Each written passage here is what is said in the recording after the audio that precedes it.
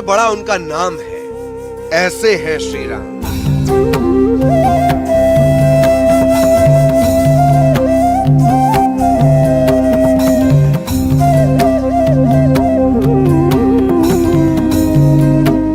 जिनमें रा विश्ववाचक है और मां में ईश्वर समाये हैं। ऐसे हैं श्री राम। जाने कितनों की सरकारें अपने नाम के उपयोग मात्र से बनवा दी, पर जिद्दी हुए तो खुद सरकार हो गए। ऐसे हैं श्री राम।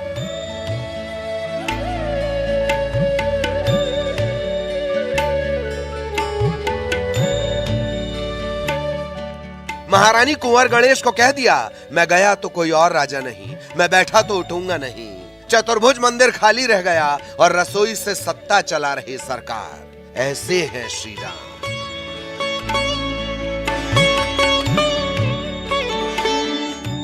पूरी दुनिया में सिर्फ यहां श्री राम को दी जाती है सलामी, गार्ड ऑफ ऑनर, जो कभी कभार ही वीआईपी वीवीआईपी को नसीब होता है। नफरी, सैल्यूट, गन सैल्यूट की कसौटियों से इतर 5 बार दी जाती है। राजा राम सरकार को सलामी 5 बार सुनाई देता है। कंधे शस्त्र।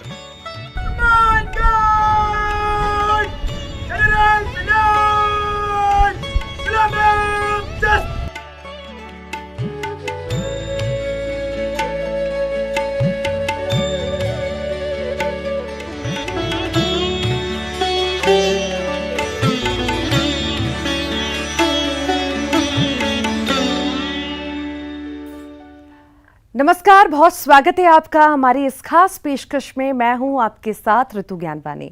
वैसे तो दशरथ नंदन श्री राम को पूरी दुनिया में भगवान के रूप में ही पूजा जाता है, लेकिन एक ऐसी भी जगह है जहां श्री राम को भगवान नहीं बल्कि राजा के रूप में पूजा जाता है। मध्य प्रदेश का ओरछा, जिसकी पहचान भगवान राम नहीं बल्कि राजा राम की नगरी से है, क्योंकि ओरछा पूरी दुनिया का एकमात्र ऐसा मंदिर है जहां भगवान श्री राम को राजा के रूप में पूजा जाता है।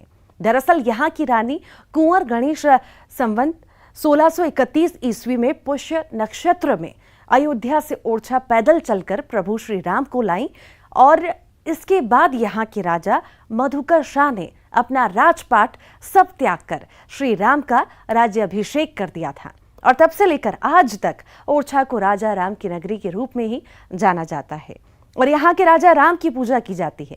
तो आइए आपको सबसे पहले बताते हैं अयोध्या के लाल श्री राम की ओरछा के राजा बनने की कहानी इस रिपोर्ट के जरिए। बेतवा नदी के किनारे बसा ओरछा धाम, यहाँ विराजते हैं भगवान प्रभु श्री राम। यहाँ दुनिया का एकमात्र ऐसा मंदिर है जहाँ प्रभु श्री राम को राजा के रूप में पूजा जाता है।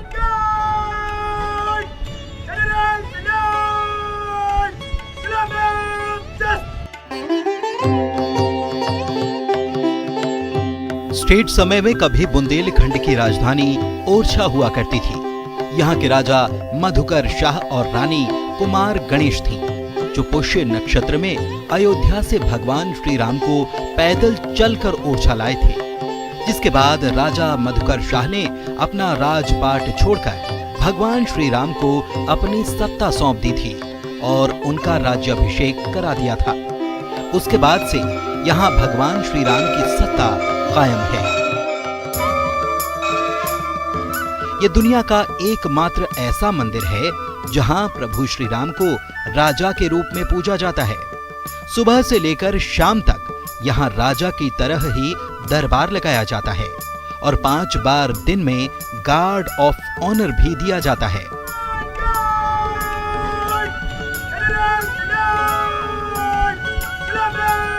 दरअसल ओरछा में आपको धार्मिक, पर्यटक और ऐतिहासिक तीनों चीजों का समावेश एक साथ दिखाई देगा। ये एक ऐसा स्थान है जहां भगवान स्वयं पैदल चलकर अयोध्या से ओरछा आए और यहां आकर राज्य संचालित किया।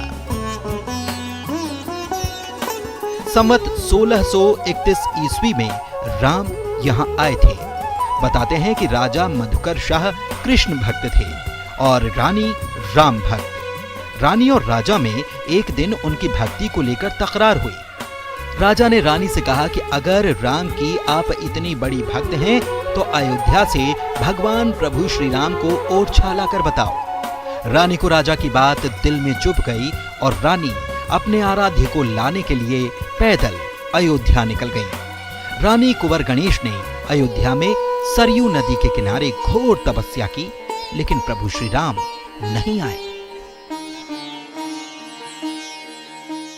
12 साल के बाद ऐसा लगा कि अब हमें असफलता मिलती है, तो रानी ने सरयू में प्राण त्यागने की कोशिश करी। तो जैसे जैसे अपना सरयू में चलती गई और गरे तक, जैसी नाक तक पानी आने की हुआ, तो एक आकाशवाणी हुई कि ठहरो। तो रानी को एकदम वो दिव्य आवाज़ में सब लोग चौंक गए, तो रानी भी चौंकी। उन्होंने कहा रुको, किनारे जाओ, मैं आ रहा हूँ। तो रानी को आवाज़ हो गया कि ये भगवान की आवाज़ है। तो जब वो रानी सरयू तट के किनारे पर पहुँची, तो एक बालक, छोटा सा बालक रूप में भगवान आए और उन्होंने कहा कि देखो, मैं ये हूँ, भगवान राम हूँ, और आपकी जो है तपस्या पूरी हुई, अब आप जाओ। तो उन्होंने कहा नहीं, आपको हमारे साथ चलना पड़ेगा, क्योंकि हम राजा को तो तभी मुंह दिखा पाएंगे जब आप हम उन्हें साक्षात चल पाएंगे। तो उन्होंने भी बहुत जिद की कि काय को देखो यहीं हो गए। राजा को भी पता चल गया, सारी प्रजा को भी मालूम हो गया कि आपको दर्शन हो गए हमारे। रानी तब भी जिद पे अड़ गई। तो उन्होंने कहा कि फिर हम 3 शर्तें हमारी हैं, हम ओरछा चलते हैं, हमारी 3 शर्तें हैं।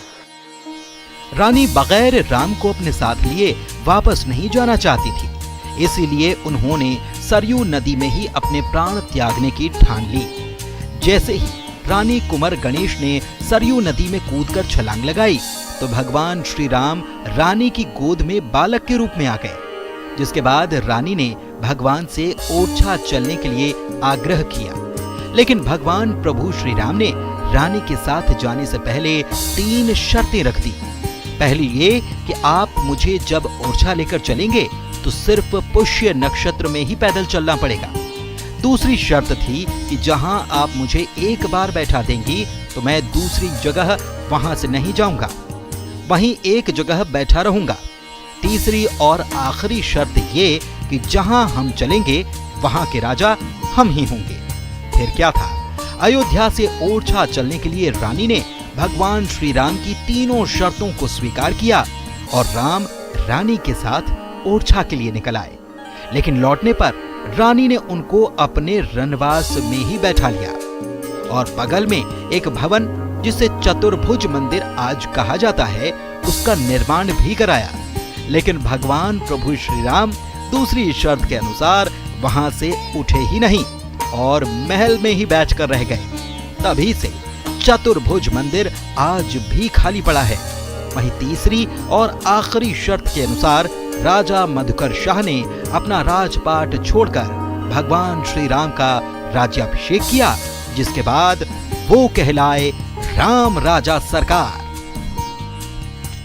संतों का ऐसा मानना है कि वैसे तो भगवान सर्वत्र हैं, कण-कण में व्याप्त हैं, रमन्ते योगिने सच्चिदानंद चिदात्मने, पर ऐसा माना जाता है कि राम जी का विशेष निवास जो है रात्रि में जो है भगवान शयन अयोध्या करते हैं और भगवान दिन में जो है ओरछा में निवास करते हैं। इसलिए संतों का कहना ये है कि राम जी जो है दिन के ओरछा, रात्रि शयन अयोध्या करते हैं। अच्छा, चतुर्भुज मंदिर भगवान राम के लिए बनवाया गया था, लेकिन महल में क्यों विराजते हैं भगवान श्री राम, मंदिर में क्यों नहीं गए? देखिए, राम जी को जब लेकर के महारानी जी आई तब महाराज ने उनके लिए एक भव्य मंदिर का निर्माण कराया। यह मंदिर जो अभी आप देख रहे हैं, जिसे चतुर्भुज मंदिर कहते हैं, यह उस समय जो है निर्माणाधीन था, बनकर पूरा तैयार नहीं हुआ था। महारानी जी लेकर के आई, उन्होंने अपने राजमहल में रसोई घर में ही उनको बिठा दिया पूजा सेवा के लिए। लेकिन जब मंदिर बन करके तैयार हुआ और पुजारियों पंडों ने सबने प्रार्थना की कि महाराज आप मंदिर में चलें, तो राम जी ने निज इच्छा से उस मंदिर में जाने से इनकार कर दिया, काफ़ी प्रार्थना करने के बाद। इसलिए संत गोस्वामी जी कहते हैं कि निज इच्छा निर्मित तन माया गुण गोपार। भगवान ने सोचा था कि महारानी जी हमको लेकर के अयोध्या से ओरछा आ गई, लेकिन महारानी जी चाहती थी कि हम अपना दर्शन राम जी का महल से ही करेंगे, झरोके से। तो राम जी ने उनको सोचा कि हमको वहाँ से लेकर के आएंगे और महल में दर्शन करने के लिए मंदिर में नहीं आना चाहती। इसलिए उन्होंने उनके अभिमान को दूर करने के लिए राम जी रसोई घर में ही में बैठ करके आज तक वहीं पर बैठे हुए हैं। ओरछा में राम राजा सरकार का दरबार सुबह 8 बजे खुल जाता है और राजकीय परंपरा के अनुसार ही उनकी सेवा की जाती है। पट खुलते ही उन्हें गार्ड ऑफ ऑनर दिया जाता है, जिसके बाद उनकी आरती की जाती है। उनके श्रृंगार से लेकर उनके भोग तक का खास ध्यान रखा जाता है। फिर दिन भर दरबार लगता है। ऐसा कहा जाता है कि 500 साल पहले जब अयोध्या पर बाबर के सेनापति मीर बाकी ने हमला किया था तो जो मूर्ति मंदिर की थी वो अखाड़े के साधुओं ने सरयू नदी में छिपाकर रख दी। जिसके बाद यहाँ की रानी जब ओरछा गईं तो वही मूर्ति उन्हें मिल गई और ओरछा लाकर उनको रानी ने महल में विराजित कर दिया। ये वही राम राजा सरकार हैं जो अयोध्या के मुख्य मंदिर में विराजमान थे। आज भी जो राजकीय परंपराएं हैं, जैसे राजा का जो सम्मान होता है, एक चार की गार्ड अंदर मंदिर में रहती है और एक अर्दली जैसा अपना उनके होता है, एक अर्दली सिपाही के रूप में रहता है और 6 बार उनको दिन में सलामी दी जाती है, गार्ड ऑफ ऑनर जिसको आप कहते हैं। पूरा राजशाही उनका सम्मान होता है। बुंदेलखंड की राजधानी ओरछा, जहां आज भी राम की ही सत्ता कायम है।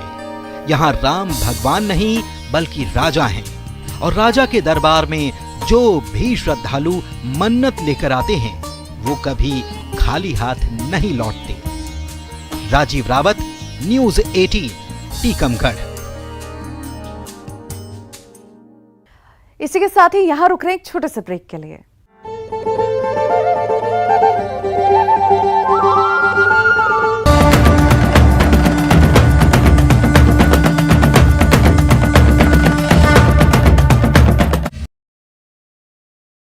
केंद्र सरकार का पीएनजी सीएनजी की कीमतों को लेकर बड़ा फैसला। हर महीने गैस के दाम किए जाएंगे तय। वाहन चालकों ने फायदा होने की जताई उम्मीद। भोपाल में कर्मचारी संगठनों से सीएम शिवराज करेंगे चर्चा। ओल्ड पेंशन स्कीम समेत 16 सूत्रीय मांगों पर होगा फोकस। इंदौर में कैलाश विजयवर्गीय ने दिया विवादित बयान। कहा, लड़कियां इतने गंदे कपड़े पहनकर निकलती हैं कि शूर्पणखा दिखती हैं। कैलाश विजयवर्गीय के बयान पर पीसी शर्मा ने बोला हमला। कहा, बीजेपी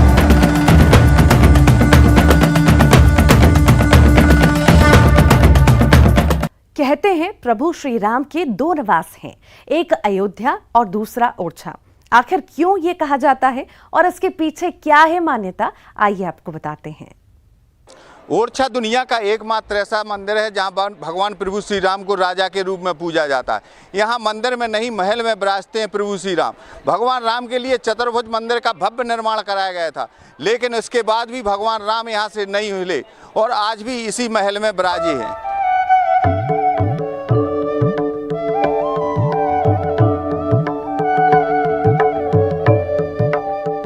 अयोध्या के प्रभु श्री राम के 2 निवास हैं खास। दिवस ओरछा बसत है, शयन अयोध्यावास। जी हाँ, यानी श्री राम के 2 निवास हैं, जिनमें एक ओरछा है जहाँ प्रभु श्री राम राजा के रूप में विराजे हैं और राज करते हैं, तो वहीं शयन यानी आराम करने वे अयोध्या पहुँच जाते हैं। लेकिन दिन में जब राम राजा सरकार ओरछा में राज कर रहे होते हैं तो उनके ठाट बाट भी राजा की तरह ही होते हैं। सुबह से दरबार सजाने की तैयारी के साथ ही गार्ड ऑफ ऑनर देने तक सारी व्यवस्थाएं पहले ही पूरी कर ली जाती हैं, ठीक वैसे ही जैसे किसी राजा के दरबार में होता है। दोपहर 12 बजे भगवान को राज भोग का प्रसाद लगता है जो भक्तों में बांट दिया जाता है। इसके बाद राम राजा सरकार आराम के लिए जाते हैं और फिर शाम 7 बजे उनके पट दोबारा खुलते ही उन्हें गार्ड ऑफ ऑनर दिया जाता है। इसके बाद फरियादियों की फरियाद सुनते हैं राम राजा सरकार। रात 10 बजे बाद भगवान को भोज का प्रसाद लगता है और आरती होती है। फिर उन्हें गार्ड ऑफ ऑनर दिया जाता है, जिसके बाद आरती सीधे पातालपुरी हनुमान मंदिर तक जाती है। इसके पीछे भी एक खास कारण है। माना जाता है कि भगवान आंशिक रूप में हनुमान जी के कंधों पर बैठकर रात में सोने के लिए वापस अयोध्या कनक भवन चले जाते हैं, जहां वे रात्रि विश्राम करते हैं। इसके बाद हनुमान जी अपने कंधों पर बैठाकर उन्हें फिर से अयोध्या से वापस ओरछा लाते हैं। आज भी जो राजकीय परंपराएं हैं, जैसे राजा का जो सम्मान होता है, एक चार की गार्ड अंदर मंदिर में रहती है और एक अर्दली जैसा अपना उनके होता है, एक अर्दली सिपाही के रूप में रहता है और 6 बार उनको दिन में सलामी दी जाती है, गार्ड ऑफ ऑनर जिसको आप कहते हैं। पूरा राजशाही उनका सम्मान होता है। पूरे देश में क्या पूरे संसार में जो भी राम दरबार है वो खड़े हुए, राम लक्ष्मण सीता हनुमान जी बैठे हुए, ये खड़े हैं। यहाँ ओरछा में आपको बैठे जो राजशाही उनकी वो है, एक पाँव पे पाँव रखे हुए, वो दरबार केवल और केवल ओरछा में है। कहा जाता है कि ओरछा में जो भगवान राम के रूप में विराजमान हैं, वो स्वयं प्रकट मूर्ति है। भगवान श्री राम जब वनवास के लिए जा रहे थे, तब उनकी मां कौशल्या विलाप करने लगी कि बेटी को 14 वर्ष बिन देखे कैसे रह पाऊंगी। इसलिए भगवान राम ने स्वयं अपना एक रूप प्रकट किया और मां कौशल्या को भेंट किया। कौशल्या मां इन्हीं भगवान राम की मूर्ति को देखकर उन्होंने 14 साल व्यतीत किए और फिर यही मूर्ति ओरछा पहुंच गई। राजीव रावत, न्यूज़ 18, टीकमगढ़। श्री राम के पिता महाराज दशरथ की एक अधूरी चाह रह गई थी। दरअसल महाराजा दशरथ अपने बेटे राम का राज्याभिषेक करना चाहते थे, लेकिन उन्हें राम को वनवास भेजना पड़ा। कहते हैं कि उनकी वही इच्छा कलयुग में पूरी हुई।